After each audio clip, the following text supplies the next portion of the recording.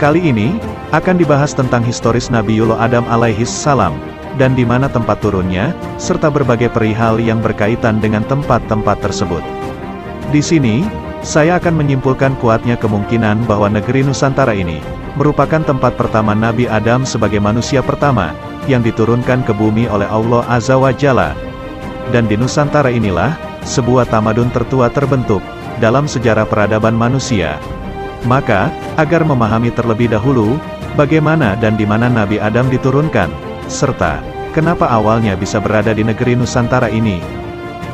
Mari, kita simak.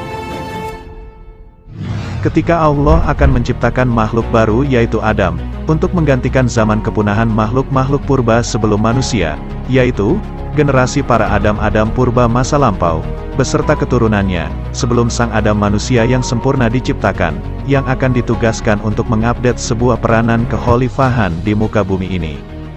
Dalam surat Al-Baqarah ayat 30, di mana Allah mempunyai sebuah planning, akan menciptakan makhluk baru yang sempurna berjenis nas, yang bernama manusia Adam sebagai khalifah di bumi ini. Planning Allah tersebut, kemudian diprotes oleh para malaikatnya. Apakah engkau hendak menjadikan orang yang merusak dan menumpahkan darah di sana? Lalu Allah menjawab dengan otoritasnya, ini aklamu, malah taklamun. Kalian tahu apa? Sungguh, aku lebih maha tahu apa yang tidak kalian ketahui. Di situ, kita melihat bahwa para malaikat bersikap sok tahu dan keberatan, karena dikhawatirkan, jika manusia yang akan diciptakan Tuhan itu, akan melakukan kerusakan dan pertumpahan darah di bumi lagi, seperti ciptaan di zaman sebelumnya. Karena, para malaikat itu, sering melihat makhluk-makhluk dari para Adam-Adam sebelumnya, yang suka membuat kerusakan, kehancuran, dan pertumpahan darah di muka bumi ini. Mereka itulah yang kita sebut, dalam tanda kutip, makhluk purba, yang telah punah pada masa-masa lampau. Karena, setiap Allah akan membuat makhluk baru, Allah akan menghancurkan terlebih dahulu melalui berbagai bencana global yang hebat, sebagai reset alam semesta. Hal itulah yang mempengaruhi sebuah perubahan bentuk kondisi geografis daratan atau lautan di muka bumi ini. Setelah kisah tadi, maka singkatnya, Adam pun tercipta. Selain setinggi 60 hasta, Nabi Adam memiliki ciri-ciri fisik lainnya yaitu, mempunyai tocang panjang pada rambutnya. Berparas rupawan, yaitu gabungan antara tampan dengan cantik. Lalu, berkulit merah muda seperti warna kulit bayi. Tidak berjenggot, berpunggung lebar, berleher panjang dan bermata lebar. Setelah Nabi Adam diturunkan atau dihijrahkan pertama kalinya ke tempat itu, maka Nabi Adam menyesali atas perbuatannya, yang telah melanggar larangan Tuhan. Dan Nabi Adam menangis tiada henti, karena selalu mengingat kesalahannya. Lalu, demi mendapat pengampunan dari Sang Kuasa, maka Nabi Adam sambil menangis, bertaubat, menghukum dirinya sendiri. Cara Nabi Adam untuk menghukum dirinya sendiri yaitu, dengan cara menaiki sebuah bukit, sambil mengangkat sebelah kakinya. Dan hal itu dilakukan sampai 40 tahun, tidak makan dan tidak minum, demi diterimanya atas taubat nasuhannya. Dan dalam menghukum dirinya sambil menangis itulah, Nabi Adam selalu mengucapkan doa. Robana, dolamna, anfusana, wa in lam tagfir lana, wa tarhamna, lana kunana minal khosirin. Setelah itu, Nabi Adam membaca solawat, sehingga diterimalah taubatnya oleh Allah. Sebab itulah, maka, sampai hari ini, bekas satu tapak kaki Nabiullah Adam alaihis salam tetap ada, sebagai bukti bagi Bani Adam, dan tempat tersebut, telah menjadi destinasi wisata religi bagi semua agama dunia, yang dikenal dengan nama, Adam's Peak, atau Puncak Adam, di Sri Palabadala, Sri Lanka. Setelah mendapatkan ampunan, beberapa waktu kemudian, Nabi Adam dibimbing langsung oleh Allah, mengenai semua nama-nama anasir, ilmu pengelolaan dunia, ilmu seni, dan ilmu hakikat sebuah kunci rahasia semesta. Dan pada akhirnya, setelah berkelana di berbagai tempat, dari Sri Lanka, melewati tanah India, dan dipertemukan dengan Siti Hawa di tanah Arab. Lalu Nabi Adam kembali ke tempat awal, dalam rangka membangun sebuah tempat tinggal baru, untuk memulai kehidupan baru. Membangun sebuah tamadun peradaban baru yang sangat maju, sebagai Khalifatan fil Ardi.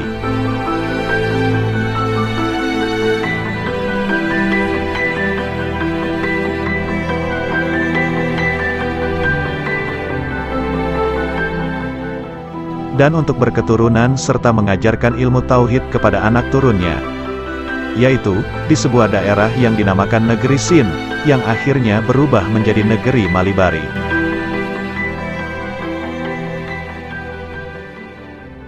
Sekarang, kita membahas tentang beberapa tempat sebagai tempat turunnya Nabi Adam, dan para bani keturunannya, beserta keistimewaan era tamadun kuno.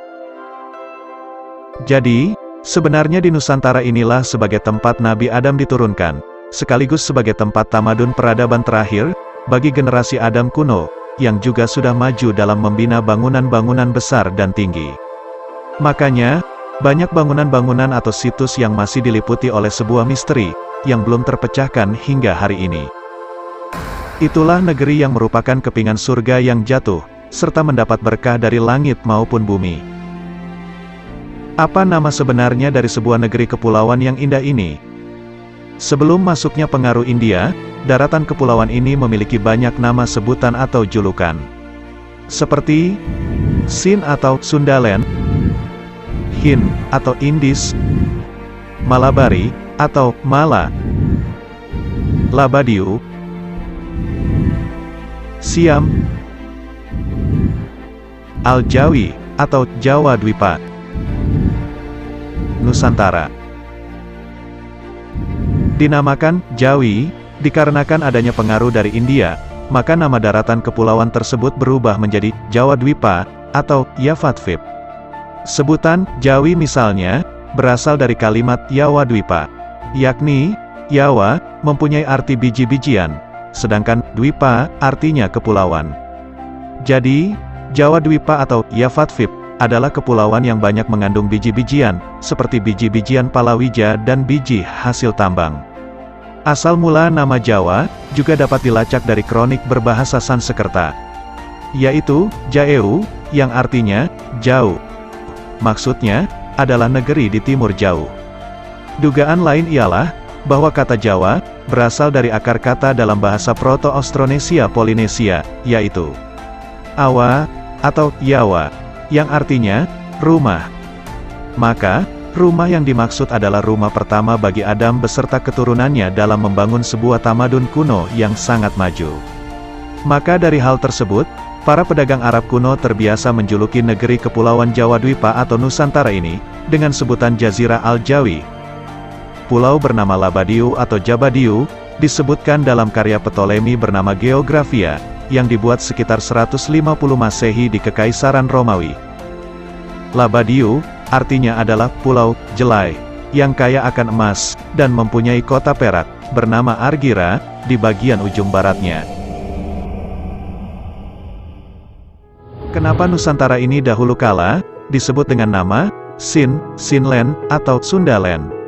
Dahulu, sebelum adanya banjir Nuh, Sundaland merupakan wilayah daratan luas.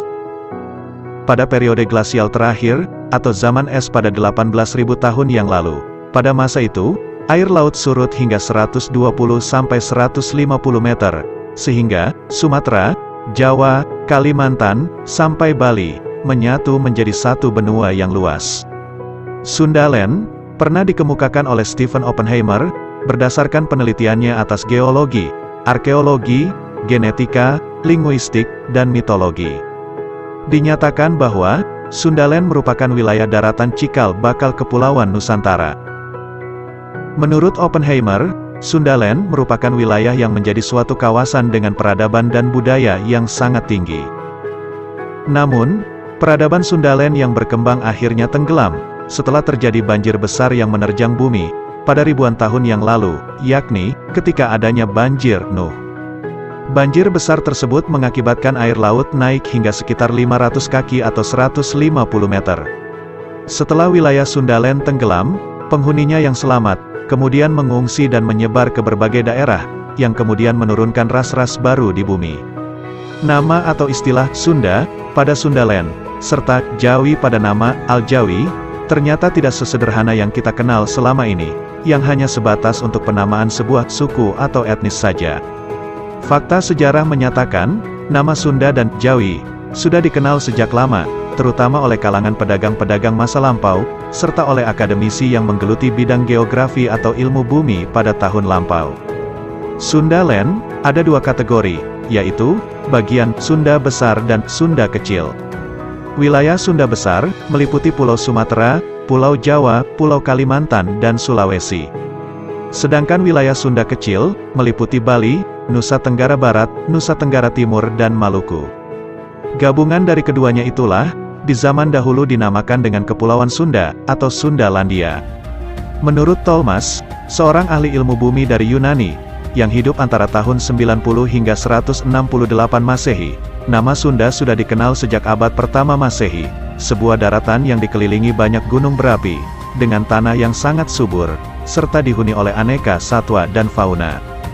Kata Sunda sendiri, berasal dari bahasa Sangsekerta, yang bermakna bersinar terang dan putih. Dari istilah inilah, yang kemudian dipakai secara luas oleh pakar ilmu bumi serta pembuat atlas Eropa, untuk merujuk pada kawasan yang pada zaman sekarang ini, merupakan wilayah kedaulatan Indonesia. Setelah memahami tentang benua Sunda Land atau Sinland, negeri Sin secara singkat, kita akan membahas tentang sebutan Sin tersebut. Kalimat Sin, dalam bahasa Sanskerta kuno, memiliki arti yaitu, negeri berperadaban maju. Negeri Sin sudah banyak dibicarakan di berbagai kalangan pedagang Arab masa lampau, di mana kita juga sering mendengar suatu hadits yang berbunyi, Utlubul ilmi, walau bisin, tuntutlah ilmu, walau sampai ke negeri Sin. Sin pada kalimat tersebut, seringkali diartikan atau ditafsirkan sebagai negeri China. Padahal, bukan seperti itu. Jika kita melihat suatu peradaban unggul masa lampau, maka China tidak tepat. Sesuai keterangan hadits tadi, di mana ditekankan untuk mencari ilmu sampai ke negeri Sin.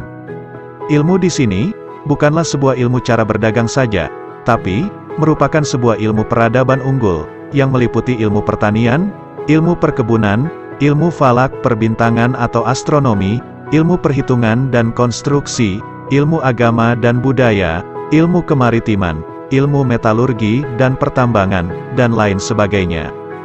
Dan bangsa Nusantara kuno, sejak zaman dulu, sangat hebat dalam membuat perhiasan atau aksesoris, senjata, maupun alat musik yang berbahan dasar logam, karena begitu melimpah ruahnya potensi biji logam yang terkandung di dalam perut bumi Nusantara ini, diakibatkan adanya konversi secara alamiah, sebuah energi alam zona lintang khatulistiwa.